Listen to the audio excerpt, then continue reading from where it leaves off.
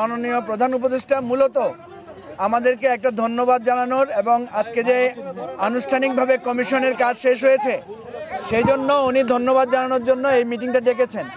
আমরা কিন্তু একটু শঙ্কিত ছিলাম, কারণ আমাদের কাছে নানা রকম তথ্য ছিল যে হঠাৎ করে এই জুলাই সনদ স্বাক্ষরের জন্য একটা শঙ্কা তৈরি হয়েছিল।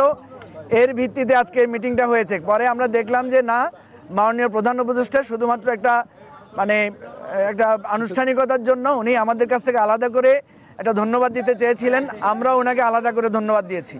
তবে সেখানে আমরা যেটা দেখলাম যে ম্যাক্সিমাম সবাই আমরা আগামী সনদ স্বাক্ষরের ব্যাপারে আমরা পজিটিভ কথা বলেছি, কিন্তু এখনও দেখা যাচ্ছে যে জুলাই সনদ বাস্তবায়নের, বিশেষ করে গণভোট কখন হবে না হবে এটা নিয়েও এখনও কিছুটা অস্পষ্টতা রয়েছে।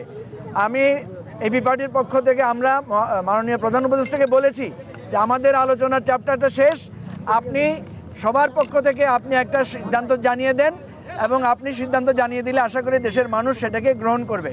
আমরা এখনও আশা করি যে শেষ মুহূর্তে সবাই স্বাক্ষর করবে এবং যে সমস্ত নোট অফ ডিসেন্টগুলো আছে আমরা অনুরোধ জানিয়েছি এই নোট অফ ডিসেন্টগুলো যাতে একটু কমিয়ে আনা যায় বা সম্ভব হলে প্রত্যাহার করা যায় এবং গণভোটের বিষয়টা নিয়ে যে অস্পষ্টতা আছে সেটাও যাতে কেটে যায়।